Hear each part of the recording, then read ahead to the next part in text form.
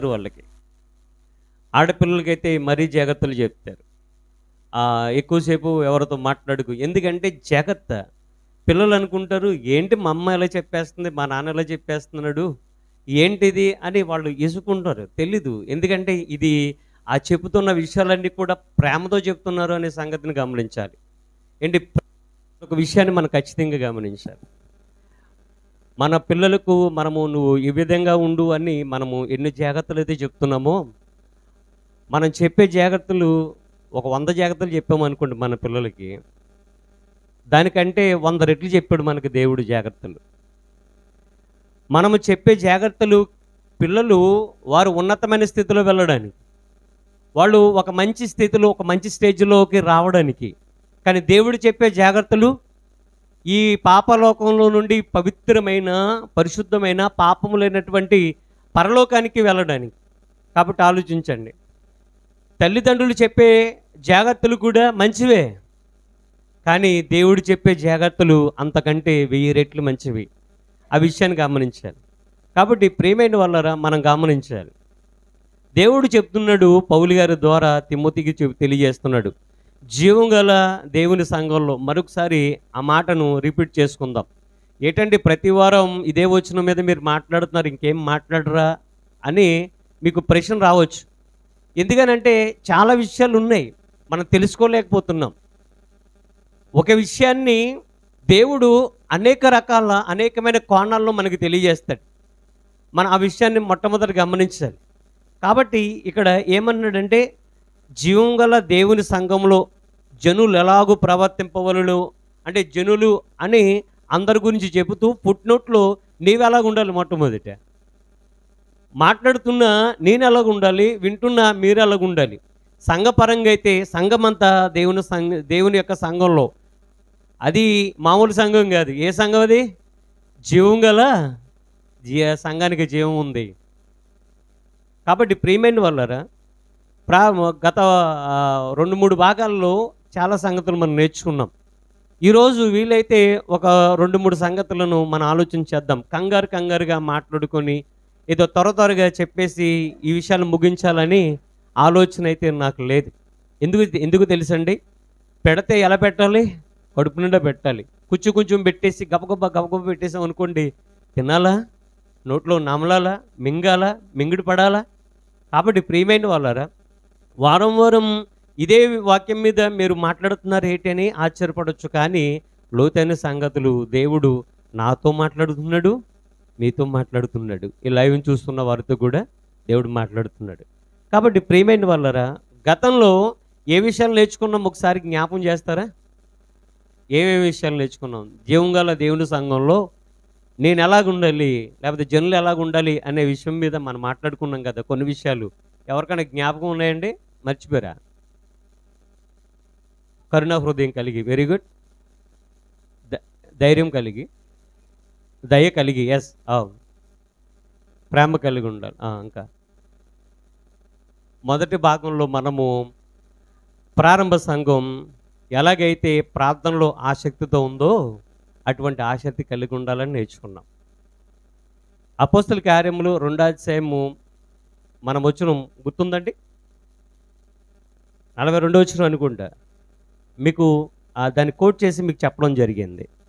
42వ వచనంలో ఆ ప్రారంభ సంఘంలో ఉన్న క్రైస్తవులు వాళ్ళు సహవాసమందు, రొట్టె విరుచుట యందు, ప్రార్థన చేయుట యందు, అలాగే బోధ యందు కూడా ఎడతెగక ఉన్నారు. అలా ఉండాలని ప్రారంభంలో మనం నేర్చుకున్నాం. తర్వాత దయ కలిగిన హృదయం, కరుణా హృదయం కలిగి ఉండాలి, క్షమించేవారిగా మనం ఉండాలి అనే విషయాలు మనం నేర్చుకున్నాం. ఈరోజు మరికొన్ని విషయాలు మనం నేర్చుకుందాం. ఎందుకంటే దైవ లక్షణాలకు సంబంధించిన విషయాలు మనం మాట్లాడుకుంటున్నాం కాబట్టి, దేవుని యొక్క ఇప్పుడు చెప్పే విషయాలన్నీ కూడా దేవుని యొక్క గుణాలే, దేవుని యొక్క లక్షణాలే. ఆ లక్షణాలు మాత్రం మనం కలిగి ఉంటే సరిపోతుంది, ఆ విధంగా మనం జీవిస్తే సరిపోతుంది అనే విషయాన్ని మనం జ్ఞాపం చేసుకుందాం. మనము తర్వాత సమాధానకరమైన సంగతులు కూడా మనం కలిగి ఉండాలని మనం నేర్చుకున్నాం. అయితే ప్రియమైన వాళ్ళరా, పౌలు గారి ద్వారా దేవుడు జీవం గల దేవుని సంఘంలో నేను ఎలాగ ఉండాలి, లేకపోతే నీవు ఎలాగ ఉండాలి, వ్యక్తిగతంగా మనము సంఘంలో ఎలాగ ఉండాలి అనే విషయాలు పౌలు గారు మాట్లాడుతున్నారు. ఒక 2 విషయాలు ఈరోజు మన సమయాన్ని బట్టి మనం నేర్చుకుందాం. అపోస్తలుడైన పౌలు ఎఫెసీ సంఘానికి రాసిన పత్రిక 4వ అధ్యాయము మొదటి 3 వచనాలు చదువుకుందాం. మొదటి 3 వచనాలు. కాబట్టి మీరు సమాధానమును బంధము చేత ఆత్మ కలిగించు ఐక్యమును కాపాడుకొనుట యందు శ్రద్ధ కలిగిన వారే ప్రేమతో ఒకరినొకడు సహించుచు. ఇక్కడ ఆగుదామండి, ఒకసారి ముందుకు వెళ్ళడం ఆగి తర్వాత ముందుకు వెళదాం. ఏంటి, మనము సంఘంలో ప్రేమ కలిగి ఉండాలి, ప్రేమతో ఒకరినొకళ్ళు క్షమించాలి, ఒకళ్ళొకళ్ళు సమాధానం కలిగి ఉండాలని మనం గత భాగంలో మనం నేర్చుకున్నాం. అయితే ప్రియమైన వాళ్ళరా, ప్రేమతో జీవంగల దేవుని సంఘంలో ఉన్న నీవు ఏం చేయాలో తెలుసండి? ప్రేమ కలిగి ఉంటే, నీకు ప్రేమ ఉంటే, నిజంగా దేవుని ప్రేమ, క్రీస్తు ప్రేమ కలిగి ఉంటే. దేవుని ప్రేమ క్రీస్తు ఎలా చూపించాడు? క్రియల్లో చూపించాడు. అందుకే పౌలు గారు ఒక మాట అంటాడు కదా, మంచి మాట అండి, చాలా బాగుంటుందండి ఆ మాట. ప్రేమ కలిగి, తెలుసండి వచ్చును, ప్రేమ కలిగి, తర్వాత సత్యం చెప్పుచు ఎవరి వల్లే అన్ని విషయాల్లో ఎదగాలి? క్రీస్తు వలె అన్ని విషయాలలో ఎదగాలటండి. ప్రేమ కలిగి సత్యం చెప్పుచు క్రీస్తు వలె అన్ని విషయాలలో. అంటే క్రీస్తులో ఏముంది? ప్రేమ ఉంది, ఆయనలో సత్యం ఉంది. అన్ని విషయాల్లో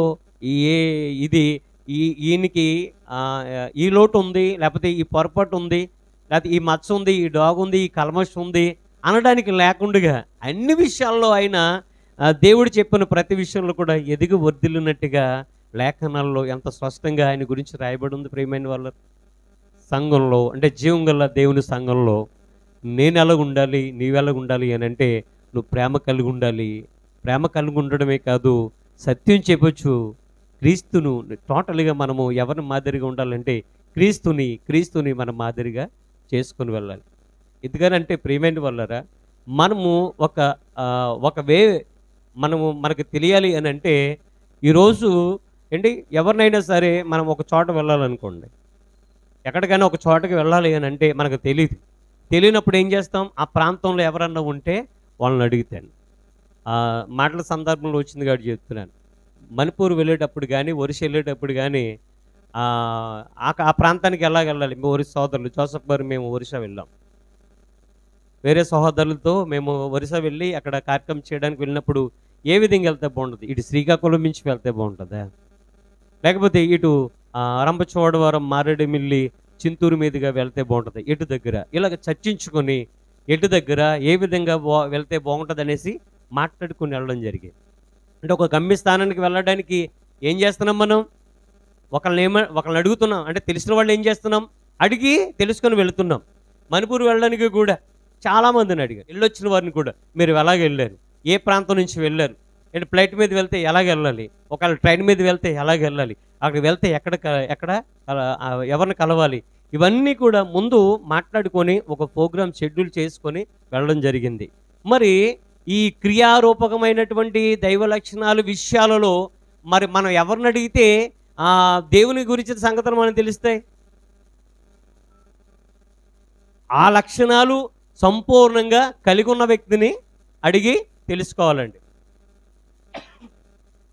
అంతేకాకుండా ప్రియమైన వాళ్ళరా, దేవుని గురించి బ్రతకడం అంటే ప్రియమైన వాళ్ళరా ఆషామాషైన సంగతి కాదండి.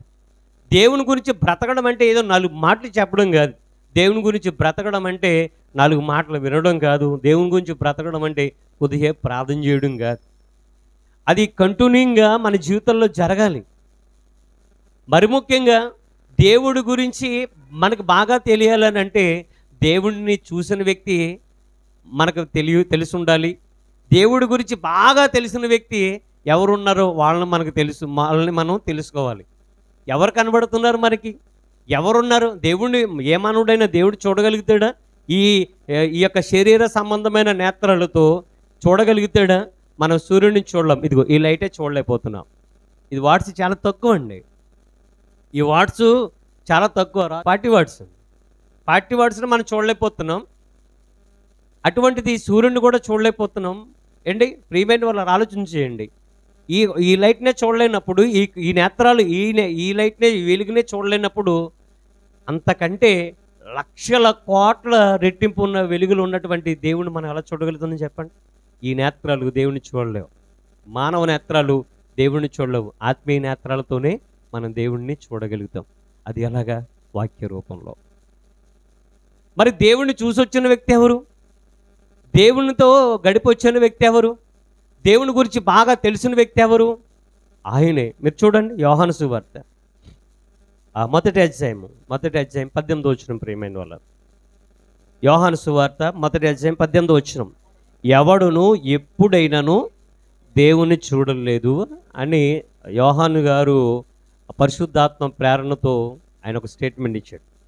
ఎవడును ఎప్పుడైనాను దేవుణ్ణి చూడలేదు, తండ్రి రొమ్మునున్న అద్వితీయ కుమారుడే ఆయనను బయలుపరిచాడు. అంటే దేవుణ్ణి ఎవ్వరూ ఎప్పుడు చూడలేనప్పుడు మరి దేవుడి గురించి మనకు ఎలా తెలుస్తుంది? ఆయన యొక్క లక్షణాలు, గుణ లక్షణాల గురించి మనకు ఎలా తెలుస్తుంది? ఆయన యొక్క ఉనికి గురించి మనకు ఎలా తెలుస్తుంది? అసలు దేవుడు ఉన్నాడనే సంగతి మనకు ఎలా తెలుస్తుంది అని చూడగలిగితే, దేవుణ్ణి చూసిన వ్యక్తి, దేవుడితో ఉన్న వ్యక్తి, ఆయన యొక్క గుణ లక్షణాలు పరిచయం చేసే వ్యక్తి ఎవరంటే యేసుక్రీస్తు వారే. ఆయన కుమారుడే, అద్వితీయ కుమారుడే ఆయనను ఈ లోకంలో పరిచయం చేశాడు.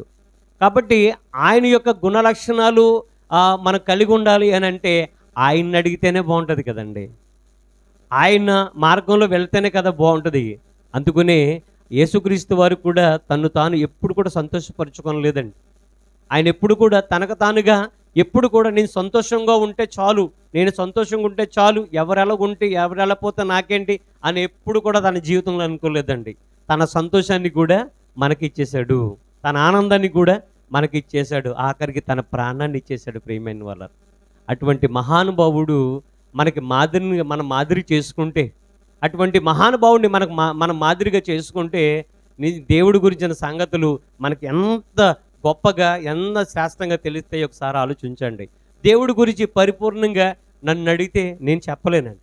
ఏ సేవకుడు కూడా చెప్పలేడు. ఎవరు చెప్పాలి? బైబిలే చెప్పాలి, బైబిలే చెప్పాలి, బైబిల్లో ఉన్న క్రీస్తే చెప్పాలి. ప్రియమైన వాళ్ళారా, కాబట్టి ఇక్కడ మనం చూడగలిగితే జీవం గల దేవుని సంఘంలో నేను ఎలాగుండాలి, లేకపోతే మీరు ఎలాగుండాలి అని అంటే పౌలు గారు మాట్లాడుతున్నారు కదా. ఎఫెసీ అపోస్తలుడైన పౌలు ఎఫెసీ సంఘానికి రాసిన పత్రిక 4వ అధ్యాయము మొదటి వచనంలో మనం చదువుకున్నాం. 4వ అధ్యాయం మొదటి వచనంలో ఆఖరి భాగం, ప్రేమతో ఒకరినొకడు ఏం చేయాలంట? సహించుకోవాలి, సహించుకోవాలి. సంఘంలో, జీవంగల దేవుని సంఘంలో ప్రతి ఒక్క వ్యక్తికి ఏముండాలంటే సహనం, ఖచ్చితంగా సహించే గుణం ఖచ్చితంగా ఉండాలి. అలాగా ఉన్నప్పుడు ప్రారంభంలో ఐక్యం గురించి రాయబడింది కదా. ఆ ఐక్యత అనేది, ఐక్యమత్యం అనేది ఖచ్చితంగా కలిగి ఉంటారు. ఐక్యమత్యంలో ప్రియమైన వాళ్ళారా అందరూ ఒకే గుణం కలిగి ఉండరు. ఇప్పుడు మనం అందరం ఉన్నామండి, మనందరి మనస్తత్వాలు ఒకటేనా? మనందరి మనస్తత్వాలు ఒకటి కాదు. మనందరి మనస్తత్వం ఒకటి అనుకోండి, మనము అందరం ఒకే సమయానికి రాగలుగుతాం, ఒకే సమయానికి వెళ్ళగలుగుతాం. కాబట్టి మన అందరి మనస్తత్వాలు ఒకటి కాదు, కానీ ఒకటిలాగా చేసేది దేవుని యొక్క వాక్యం. ఆ విషయాన్ని గమనించాలి. కాబట్టి ఇక్కడ మనం చూడగలిగితే ప్రియమైన వాళ్ళారా, ప్రేమతో ఏం చేయాలట? ఒకరినొకడు సహించాలి, సహించాలి. పౌలు గారు సహించారు కదండి. పౌలు గారి యొక్క సహనం గురించి ఒకసారి ఆలోచన చేద్దాం. ఆయన ఒక స్టేట్మెంట్ ఇచ్చాడు. నేను పూర్వం ఎలా ఉండేవాడిని తెలుసా? పూర్వం ఎలా ఉండేవాడు ఆయన? హింసకుడు. మొదటి తిమోతి పత్రిక మొదటి అధ్యాయం 12వ వచనంలో మాట రాయబడింది. నేను హింసకుడును, మంచోడు కాదంటున్నాడు ఆయన. నేను హింసకుడును, మంచివాడిని కాదు, హింసకుడును, అంతేకాదు దోషకుడును, తర్వాత డేంజర్ మ్యాన్, హానికరుడు అంటున్నాడు ఆయన. అటువంటి వ్యక్తి ప్రియమైన వాళ్ళరా, హింసకుడుగున్న ఆయన, దోషకుడుగున్న ఆయన, హానికరుడుగున్న ఆయన, మరి ఆయనలో వచ్చిన మార్పు ఎవరు తీసుకొచ్చారు? అది ఎవరి వల్ల సాధ్యపడేదా? అపోస్తులు సైతం భయపడ్డారు ఆయన గురించి. అపోస్తులు కూడా భయపడ్డారు. ఆయన మారిన తర్వాత కూడా బర్నబా తీసుకొస్తాడు అపోస్తుల దగ్గరికి. తీసుకొస్తుంటే భయపడిపోతారు. ఆయన గురించి తెలియదు కదండి. ఆయన గురించి ఆయన సంఘాన్ని హింసించడానికి ఈయన ఒక వేషం వేసాడేమో, ఈయన ఒక నాటకం ఆడుతున్నాడేమో అని అనుకున్నారు వాళ్ళు. కాబట్టి ప్రియమైన వాళ్ళారా, సహనం గురించి మనం ఆలోచన చేయగలిగితే యోబు గారి గురించి మనం ఆలోచన చేయొచ్చు, ఇర్మియా గారి గురించి మనం ఆలోచన చేయొచ్చు.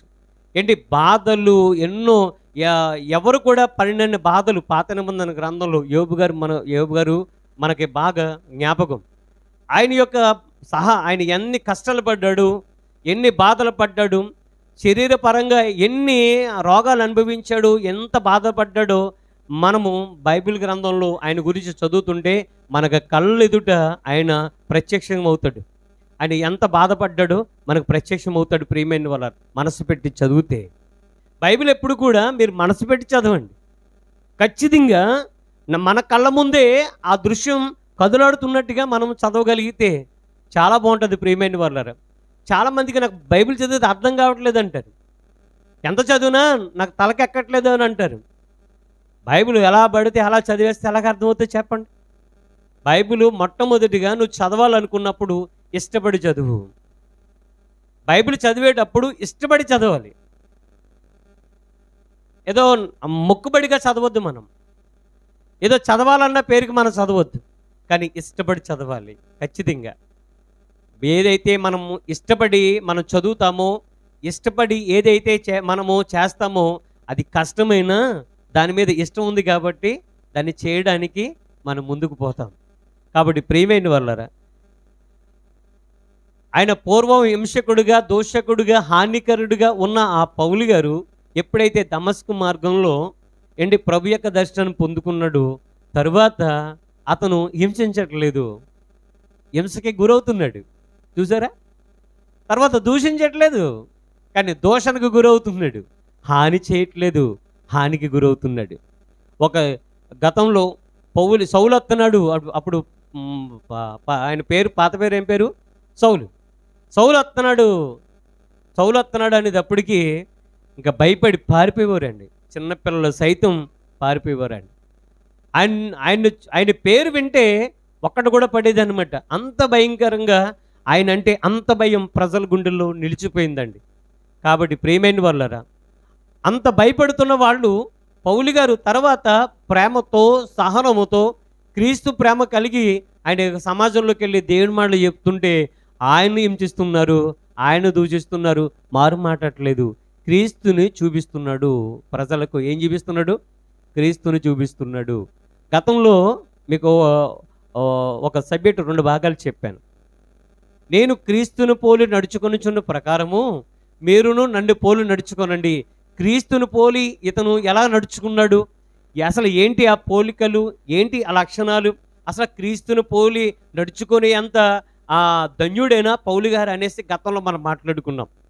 మన యూట్యూబ్లో మన ఛానల్లో మీకు మీరు వినాలనుకుంటే మన ఛానల్లో ఆ యొక్క మెసేజ్ ఉంది. కాబట్టి ప్రియమైన వాళ్ళు ఇక్కడ మనం గమనించవలసిన విషయం ఏంటంటే, పౌలు గారిలో ఉన్న ఆ యొక్క గుణలక్షణాలు చూడండి. అంతకుముందు క్రీస్తు లేని జీవితంలో సౌలు ఎలాగున్నాడు, క్రీస్తు కలిగిన పౌలు గారు ఎలాగున్నాడు. అలాగే మనం కూడా ప్రియమైన వాళ్ళు ఆలోచించండి. మనం కూడా క్రీస్తు లేకపోతే మన జీవితం ఎలాగుంటుంది, క్రీస్తుని కలిగి ఉంటే మన జీవితం ఎలాగుంటుంది. క్రీస్తుని కలిగి ఉంటే జీవితం బాగుంటుంది. ప్రియమైన వాళ్ళ క్రీస్తు ఎవరికి హాని చేయలేదండి. క్రీస్తు ఎవరికైనా హాని చేశాడండి? హాని చేయలేదు. ఆయన యొక్క సహన గుణాలన్నీ కూడా పౌలు గారు సమాజాన్ని చూపిస్తున్నాడు. ఇందుకొరకే నేను నియమించబడ్డానంటాడు. మనం అనేకమైన శ్రమలు అనుభవిస్తేనే తప్ప దేవుని యొక్క రాజ్యానికి వెళ్ళము అని తనకు తానుగానే సమర్థించుకుంటూ తన వెనుక వెంబడిస్తున్న శిష్య బృందానికి కూడా ఆ మాట చెప్పాడండి. ఆలోచించేయండి. ప్రారంభంలో ప్రియమైన వాళ్ళారా, ఈరోజు మనము ఈ ఫ్యాన్ల కింద, ఏసీల కింద, చక్కని బిల్డింగ్ల కింద మనం కూర్చొని దేవుని మాటలు వింటున్నామంటే దీని వెనుక వాళ్ళ కష్టం, ప్రాణత్యాగం ఎంతైనా ఉంది అనే విషయాన్ని మనం ఒక్కసారి జ్ఞాపకం చేసుకోవాలండి. ఎంతోమంది ప్రాణత్యాగాలు క్రీస్తు కొరకు గాల్లో గడిచిపోయి ప్రియమైన వాళ్ళరా. ఇక్కడ బుక్ చూస్తున్నామండి, పిల్లలకు సంఘ చరిత్రలోని కథలు అని. ఈ బుక్ మీరు చూడండి. కథలు అనేవి కానీ వాస్తవానికి గాథలు ప్రియమైన వాళ్ళరా. ఈ బుక్లో నాకు తెలియని సంగతులు ఇందులో రాయబడ్డాయి. ఈ బుక్ చదివినప్పుడు నా కళ్ళంటే నీళ్ళు వచ్చినాయి. ప్రియమైన వాళ్ళరా, సంఘం ఏ విధంగా ప్రారంభించబడింది అంటే క్రీస్తు మరణించిన తర్వాత రాయబడ్డే సంగతులు. పిల్లలు ఈ బుక్ ఖచ్చితంగా మీరు చదవాలి. ఇది ఉచితంగానే మనకి ఇవ్వడం జరిగిందండి. ఉచితంగానే బ్లెస్సింగ్ రాజు గారు అని తణుకులో ఉన్నారండి. పిల్లలకు మాత్రమే, పిల్లల్ని తయారు చేయాలి బ్రదర్. నేటి పెద్దవాళ్ళు దేవుని మాటలు వినట్లేదు, కానీ పిల్లల్ని మనం తయారు చేసి రేపటి తరానికి ఆదర్శప్రాయులుగా మనం నిలపాలి. అదే మన బాధ్యత అనేసి సండే స్కూల్ పరిచర్య లక్షలాది బుక్స్ ఏంటి, ఇటు తెలంగాణలోను ఇటు మన ఆంధ్రప్రదేశ్లో 2 రాష్ట్రాల్లో వేలాది బుక్స్, లక్షలాది బుక్స్ ఆయన ఉచితంగా పంపిణీ చేశారండి. సో అనే ఒక మినిస్ట్రీ హైదరాబాద్లో ఉంది. ఈ యొక్క బుక్స్ ఇవ్వడానికి వాళ్ళే కారకులు. ఈ బుక్ కొనాలంటే ప్రియమైన వాళ్ళరా చాలా, ఈ బుక్ గురించి నేను ప్రజెంటేషన్ చేయట్లేదు, కానీ ఈ బుక్లో ఉన్న హిస్టరీ ఒక్కొక్కటి, సంఘ చరిత్ర ఎలా ప్రారంభించబడింది అనేది ఇందులో చాలా వివరంగా రాయబడి ఉంది. తర్వాత ఎవరైతే సంఘం కోసం క్రీస్తు కోసం ప్రాణాలు పెట్టారో వాళ్ళ పేర్లు, వాళ్ళు ఏ యొక్క శతాబ్దంలో బ్రతికారు, వాళ్ళు జీవించారు, మరణించారు, ఎందుకు మరణించారు, ఎలా మరణించారు, ఎవరి కోసం మరణించారు అనేది ఈ బుక్లో హతసాక్షుల గురించి కూడా రాయబడి ఉందండి. చాలా గొప్ప మెటీరియల్ ప్రియమైన వాళ్ళ, మనం గమనించాలి ఈ విషయాన్ని. మన సంఘం ఈరోజు జీవం గల దేవుని సంఘంగా ఈరోజు పిలబడుతుందంటే ఆనాటి నుండి ఇప్పుడు యేసుక్రీస్తు వారు వచ్చి అంటే చరిత్ర ప్రకారంగా చూస్తే 2023 సంవత్సరాలు అయింది. అవునండి, 2023. ఇంకొక నెలలో ఈ సంవత్సరం కూడా గతించిపోద్ది. 2024కి మనం వస్తాం. అంటే సంఘం యొక్క ప్రారంభం ఎప్పటి నుంచి? ఈ సంఘం యొక్క ప్రారంభం ఎప్పటి నుంచి? నిన్నదా మొన్నదా? క్రీస్తు సంఘం ప్రారంభం ఈరోజా లేకపోతే నిన్నదా మొన్నటిదా? నిన్న మొన్నటిది కాదండి. 2023 సంవత్సరాలు చరిత్ర కలిగిన సంఘం ఇది. అప్పటి నుంచి ఇంకా బ్రతికే ఉంది, బ్రతుకుతూనే ఉంది, జీవిస్తూనే ఉంది. ఎప్పటి వరకు జీవించి ఉండో తెలుసండి? ఈ యొక్క సంఘం, జీవంగల దేవుని సంఘం ఎప్పటి వరకు భూమి మీద బ్రతుకుంటో తెలుసా? యేసుక్రీస్తు వారు వచ్చే వరకు కూడా భూమి మీద బ్రతికే ఉంటుంది. తర్వాత పతనం ఉండదు. ఎక్కడ ఉంటో తెలుసు ఈ సంఘం? యుగ యుగాలు, తరతరాలు పరమ తండ్రి అయిన దేవుని దగ్గర ఉంటుంది ఈ సంఘం. ఈ సంఘానికి ఎప్పుడు మరణమే లేదు, నాశనమే లేదు. కాబట్టి మనం ఆలోచించాలి ప్రియమైన వాళ్ళ. అటువంటి గొప్ప సంఘంలో మనం ఉన్నాం ఈరోజు. అటువంటి జీవంగల దేవుని సంఘంలో మనం ఉన్నాం. ఎలా పడితే అలాగ జీవించేసి పరలోకానికి వెళ్ళిపోతామని అనుకుంటే అది సాధ్యపడే విషయం కాదు. ఆషామాషి అనే సంగతి కాదు. ఒకసారి మనం సంఘ చరిత్రను గురించి మనం ఆలోచన చేయాలి. ఏదో వచ్చాము, 4 మాటలు చెప్పుకున్నాం, వెళ్ళిపోతున్నాము అని అంటే సరిపోదు. ఈ యొక్క జీవితానికి ఈ యొక్క భక్తి సరిపోదు. మన భక్తి జీవితంలో ఇంకా లోతుల్లోకి వెళ్ళాలి.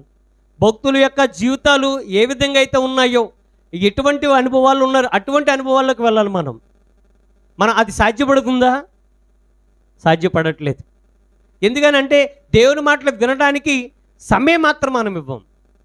దేవుని యొక్క మాటలు వినడానికి కానీ, దేవుని కొరకు బ్రతకడానికి కానీ మనం సమయం అస్సలు మనం కేటాయించట్లేదు. ఇది చాలా దురదృష్టకరమైన విషయం. ఇది చాలా బాధపడుతూ మనం మాట్లాడుకోవాల్సిన విషయం. ఎందుకు చెప్పమంటారా? మనము యుగ యుగాలు అంటే శాశ్వత కాలం దేవుడు ఉన్నంత కాలం దేవుడితో ఉండాలి అని అంటే ఇక్కడ మనము సమయం ఉన్నా లేకపోయినా దేవుడితో మనం గడపవలసిన పరిస్థితులు ఉన్నాయండి. ఆలోచించేయండి. ప్రారంభంలో మీకు మొదటి భాగంలో తెలియజేశాను. ప్రారంభంలో ఉన్న క్రైస్తవులు పేతురు గారు మాటలు విని బాప్తిసం పొందిన ఆ 3000 మంది, ఒకే రోజు 3000 మంది బాప్తిసం పొందారే, రక్షణ పొందారే. వాళ్ళు అనుదినము ఎడతెగక బాధలో ఉన్నారు, అలాగే రొట్టె విరిచేటందు ఉన్నారు, సహవాసంలో ఉన్నారు, ప్రార్థనలో ఎడతెగక ఉన్నారు. ఆ ఎడతెగక ఆసక్తి నేటి సంఘంలో ఎక్కడ కనబడుతుంది చెప్పండి? తర్వాత రెండో భాగంలో పేతురు గారిని అంటే హేరోదు రాజు బంధించి చెరసాలలో వేస్తే సంఘం ఆసక్తిగా ప్రార్థన చేస్తే ఆ ప్రార్థన దేవుడు ఆలకించి దేవుని దూతను పంపించి చెరసాల సంఖ్యలు తెంపి దేవదూత ద్వారా ఆ యొక్క పేతురు గారు మళ్ళీ సంఘానికి నడిపించబడ్డాడు. అటువంటి ఆసక్తి ప్రార్థన సంఘంలో ఈరోజు కనబడుతుంది చెప్పండి? లేదు. మరి ప్రారంభంలో ఉన్న అటువంటి ఆసక్తి నేటి దినాల్లో ఎందుకు కనబడట్లేదు అని అంటే, మా ఆసక్తి అనేది, ఆసక్తి ఉంది, అది దేవుని మీద కాదు, మన పనుల మీద, మన యొక్క జీవనోపాధి మీద పెడుతున్నాం. ఆ యొక్క ఆసక్తి దేవుని మీద పెట్టట్లేదు. జీవనోపాధి మీద నీ ఆసక్తి నువ్వు పెడితే మరి రేపు నువ్వు యుగయుగాలు జీవించాలి కదా. ఆ జీవనం మీద ఆ జీవం ఏంటి? మరి ఆ జీవన సంగతి ఏంటి? ఆలోచించండి ప్రియమైన వాళ్ళారా. ఉద్యోగం చేసుకోవడం తప్పు కాదు, కుటుంబ పోషణ కోసం కష్టపడడం తప్పు కాదు. కానీ ఈ జీవితాన్ని ఇచ్చిన దేవుడిని నువ్వు పక్కన పెడితే రేపన్నా దినన్న ఆయన నిన్ను కూడా పక్కన పెడతాడు. ఒకసారి ఆలోచించండి.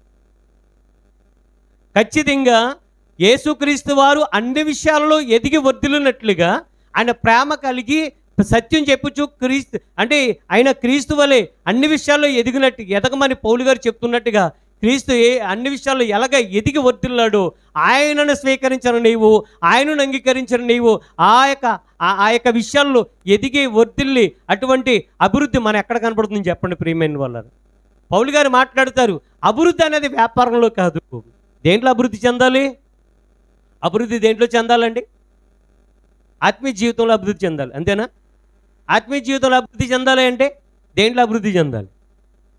నువ్వు ఆత్మీయంగా అభివృద్ధి చెందాలి అని అంటే, దైవికంగా నువ్వు అభివృద్ధి చెందాలి అని అంటే, ఆత్మీయంగా అన్ని విషయాల్లో నువ్వు అభివృద్ధి చెందాలి అని అంటే మూలం ఒకటే ఒకటి. ఏంటది? ప్రేమ. పౌలు గారు మాట్లాడతారు కదా, విశ్వాసం, నిరీక్షణ, ఈ ప్రేమ మూడు నిలుస్తాయి. కానీ ఇందులో శ్రేష్టమైనది ఏంటంట? ప్రేమ. మూలం అది. జగతికి మూలం ఏది? ప్రేమే. ఒక పాట ఉండదు కదండి, మరి ఎవరు రాశారో తెలియదు కానీ బాలుగారు పాడారండి, ఎస్ బాలసుబ్రహ్మణ్యం గారు. ప్రేమే జగతికి మూలం అనే ఒక పాట ఉంటుందండి. పాత పాటలు పిల్లలు ఎవరు కూడా పాత పాటలు పాడట్లేదు. పాత పాటలు నేర్చుకోండి, యూట్యూబ్లో కూడా లభ్యమవుతున్నాయి. ఆ పరమ చెత్త అంతా చూడడం మానేసి అవి చూసి నేర్చుకోండి. చక్కగా మనకు అందుబాటులో మనకి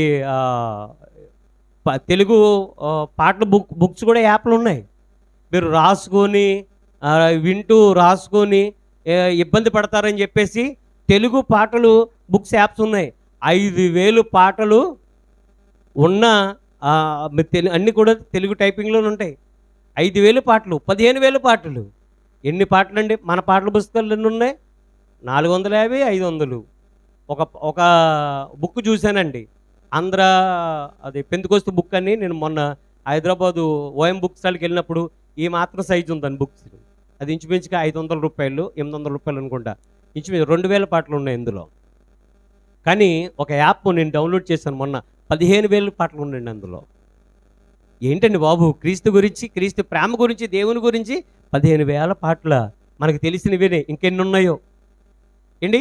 మన తెలుగులోనే 15,000 పాటలు ఉంటే పక్కనే ఉన్న తమిళనాడు ఉంది కదా, ఆ తమిళనాడులో ఎన్ని పాటలు ఉంటాయి? పక్కనున్న కేరళ భాషలో ఎన్ని పాటలు ఉంటాయి? మణిపూర్లో వెళ్ళాం, మనం భలే పాట పాడారండి. అది వాళ్ళు రికార్డ్ చేశారు కానీ నాకు పంపించలేదు వాళ్ళు. మన ఒరిస్సా వెళ్ళాం ఏంటి, ఒరిస్సాలో వాళ్ళు పాటలు పాడారు. ఒరిస్సాలో ఎన్ని పాటలు ఉన్నాయి? అంటే క్రీస్తు ప్రేమ గురించి వర్ణిస్తూ ఆయా భాషల్లో దేవుడు ప్రేరణతో వాళ్ళు రాసిన పాటలు ఎన్ని ఉంటే ఒకసారి ఆలోచించండి. ప్రేమే. ఏ ప్రేమ? దేవుని ప్రేమ. మొదటిగా మనల్ని ప్రేమించాడు దేవుడు, తర్వాతే మనం ప్రేమించడం మొదలుపెట్టాం. మన ప్రేమ పొద్ద గొప్పదేం కాదు ప్రేమైన వాళ్ళు, ఆయన ప్రేమ ముందు.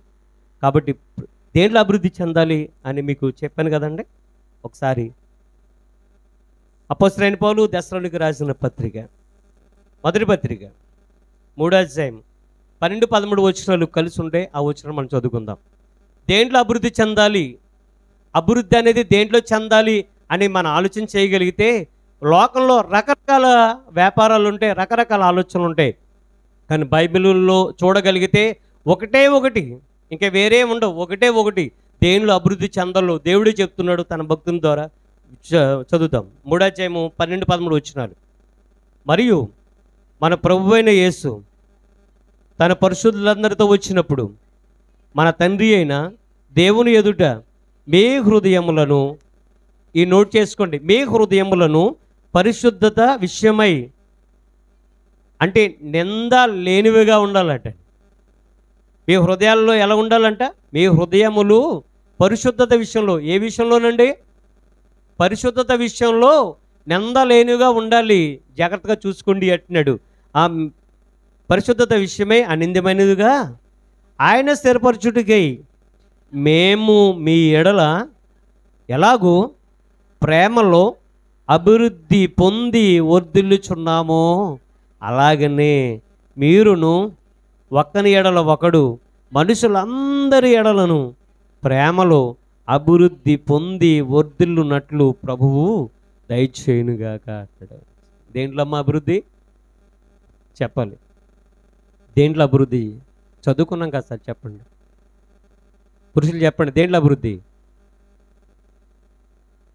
వినపడలేదండి? ప్రేమలో అభివృద్ధి ఉందా? అది లోకంలో ఉన్న ప్రేమ చాలా ఉండొచ్చు అండి. అది దేవునికి కంఫర్ట్గా ఉండదు. అది దేవుడికి కంఫర్ట్గా ఉండదు. అది అవసరాన్ని బట్టి మారిపోతుంటుంది. ఊసర వెల్లు లాంటి ప్రేమ అది. ఏ ప్రేమ అండి? ఊసర వెల్లు లాంటి ప్రేమ. ఊసర వెళ్ళి తన ప్రాణం కాపాడుకోవడానికి రంగులు మారుస్తుంది.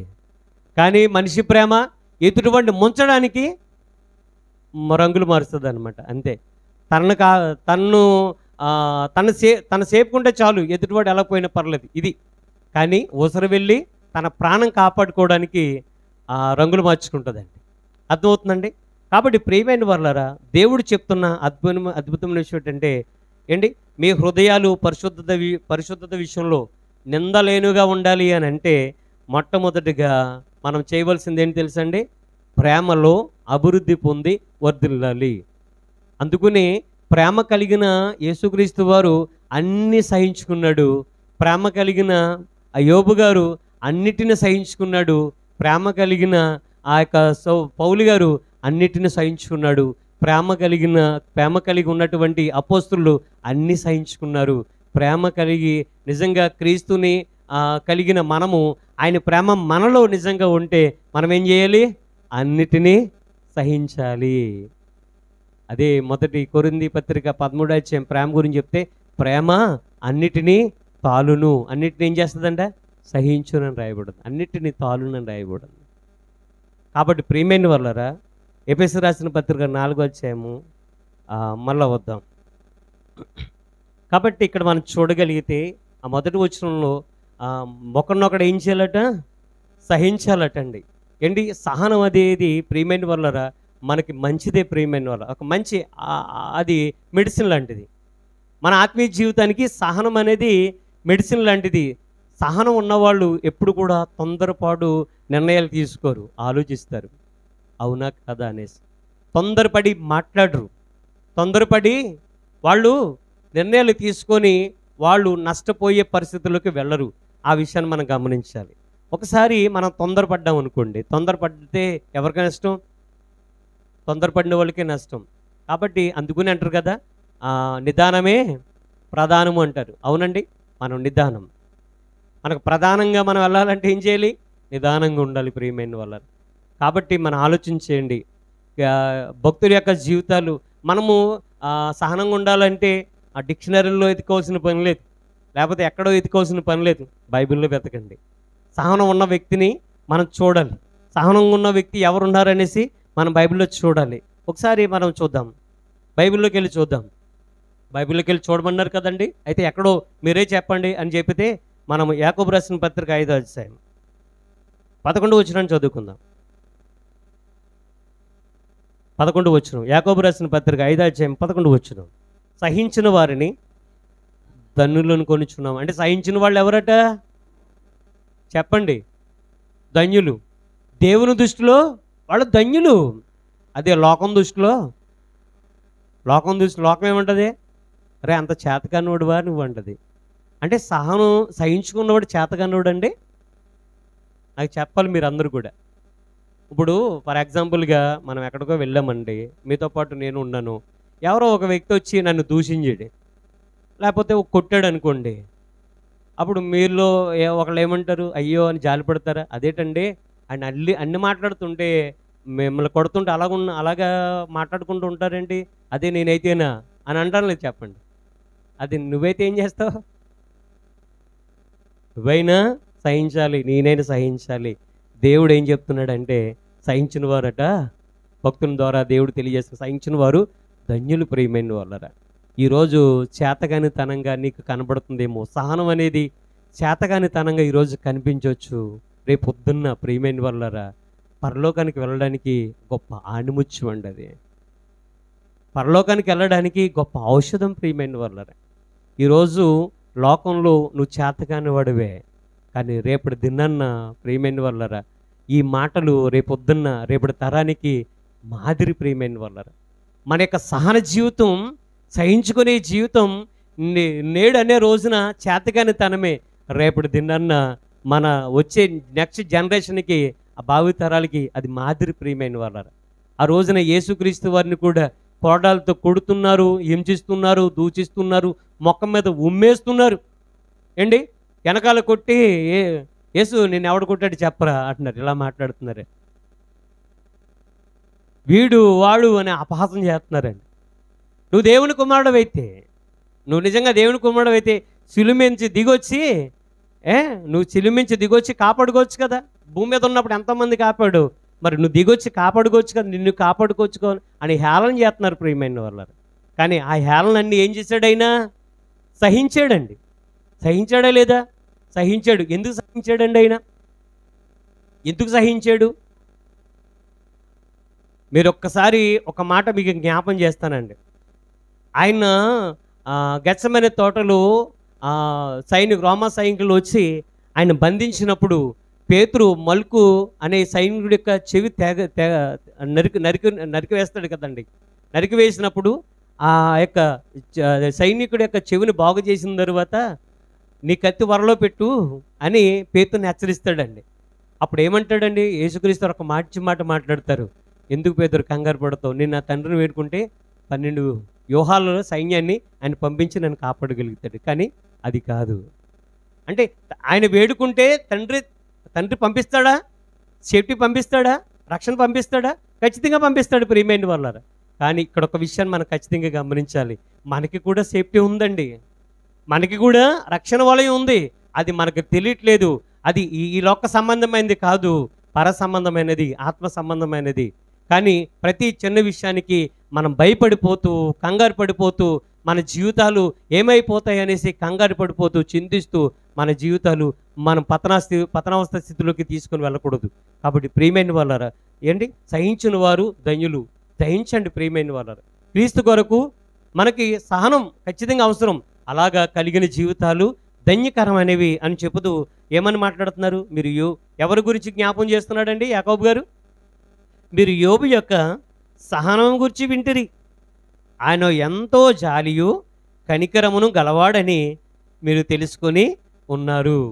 అంటే సహనం కలిగిన వానికి ఏ గుణాలు ఉంటాయి? అమ్మా వినండి, ఇటు చూడండి. సహనం కలిగిన వానికి ఏ గుణాలు ఉంటాయి?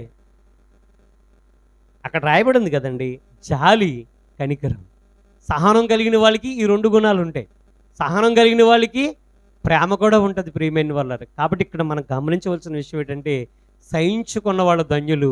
చూసారా, మనం బైబిల్లో వెతికితే సహనం కలిగిన వ్యక్తి ఎవరున్నారంటే యాకోబు గారు. యాకోబు గారి కాలానికి యోబు గారి కాలానికి ఎన్ని వేల సంవత్సరాలు మీరు ఒకసారి ఆలోచించండి. అంటే పూర్వం ఉన్న వేల సంవత్సరాల క్రితం ఇంచుమించుగా 3000 సంవత్సరాల కిందట ఉన్న వ్యక్తిని ఆయన జ్ఞాపకం చేస్తున్నాడే ఏంటి. ఆయన జ్ఞాపకం చేస్తూ యోబు గారి గురించి ఆయన జ్ఞాపకం చేస్తున్నాడు. మొదటి శతాబ్దంలో ఏంటి, ఈ పత్రిక రాస్తూ ఉన్న సమయంలో యోబు గారి గురించి జ్ఞాపకం చేస్తున్నాడు. మనం కూడా యోబు గారు ఎప్పుడో క్రీస్తు పూర్వం 3000 సంవత్సరాల క్రితం ఉన్న యోబు గురించి క్రీస్తు శకం 2023 సంవత్సరాలు తర్వాత మనం ఆ యొక్క కాలంలో మనం మాట్లాడుకుంటున్నామంటే నిజంగా యోబు ఎంత ధన్యుడండి. ధన్యుడు కాబట్టే మనం మాట్లాడుకుంటున్నాం. దరిద్రుడైతే మనం మాట్లాడుకుంటాం చెప్పండి. ఆయన సహించుకున్నాడు కాబట్టే ఇప్పుడుకి మనకు మాదిరి అయినా. అలాగే ఇప్పుడు నువ్వు కూడా సహించుకుంటే రేపటి తరానికి మాదిరి అవుతావు తప్ప చేతకాని వాడవు అవ్వవు. కాబట్టి ఆలోచించేయండి. జీవం గల దేవుని సంఘంలో ఏం కలిగి ఉండాలటండి? సహనం కలిగి ఉండాలి. సహనం కలిగిన వ్యక్తులు మనము పౌలు గారిని చూసాము, అలాగే యోబు గారిని చూసాము. ఇర్మియా గారి గురించి చెప్పాను కానీ ఆయన గురించి మీకు పరిచయం చేయలేదు. అలాగే సాక్షాత్తు యేసుక్రీస్తు ప్రభుల వారి గురించి కూడా మనం ఆలోచన చేసాం ఏంటి. పౌలు గారు క్రీస్తుని ఎలాగా పరిచయం చేస్తున్నాడు? సహించుకుంటూ, దూషింపబడుతూ, హానికి గురవుతూ ప్రజలకు క్రీస్తుని చూపించాడు. మనము కూడా జీవం గల దేవుని సంఘంలో మనం ఉన్నామంటే మనం కూడా ఏం చూపించాలి? క్రీస్తుని ఈ లోకానికి చూపించాలి. ప్రేమ కలిగి సత్యం చెప్పొచ్చు, క్రీస్తు వలె అన్ని విషయాల్లో ఎదిగి వర్ధిల్లాలని కోరుతూ ఈ యొక్క భాగాన్ని ముగిస్తున్నాను. దేవుని చిత్తమైతే ఇంకా చాలా విషయాలు మా యొక్క జీవం గల దేవుని సంఘంలో జనులు ఎలా ప్రవర్తించాలనే విషయాలు ఒక్కొక్కటి మనం వివరించుకోవచ్చు, తెలుసుకోవచ్చు. కంగారు లేదు. కాబట్టి మీరు ఆలోచించేయండి. చిన్న ప్రార్థన చేసుకుందాం. మహిమ గల తండ్రి, ప్రేమ గల తండ్రి, ప్రియమైన తండ్రి, నీ నామానికి వందనాలు నాయన. జీవం గల దేవుని సంఘంలో నీవు ఎలాగుండాలి, నేను ఎలాగుండాలి అనే మాటలను తండ్రి, అనే విషయాలు మేము ఆలోచన చేస్తాం నాయన. సహించి ఆయన తండ్రి జీవించిన యొక్క జీవితాలు తండ్రి బైబిల్ గ్రంథంలో ఎంతోమంది మాకు చూపించారు తండ్రి. అలాగా సహనం కలిగినటువంటి జీవితం మాకు ఉండాలి అని జీవంగల దేవుని సంఘంలో జీవిస్తున్న ప్రతి ఒక్కళ్ళు నన్ను కలిగి ఉండాలని తండ్రి నీ మాటల ద్వారా మేము నేర్చుకున్నాం. అటువంటి మనస్తత్వం, అటువంటి దైవ లక్షణం ప్రతి ఒక్కరు కూడా కలిగి జీవించే భాగ్యాన్ని దయచేయమని, సహాయం అనుగ్రహించమని యేసుక్రీస్తు వారి పేట ప్రార్థిస్తున్నాం తండ్రి. ఆమేన్. ఈ యొక్క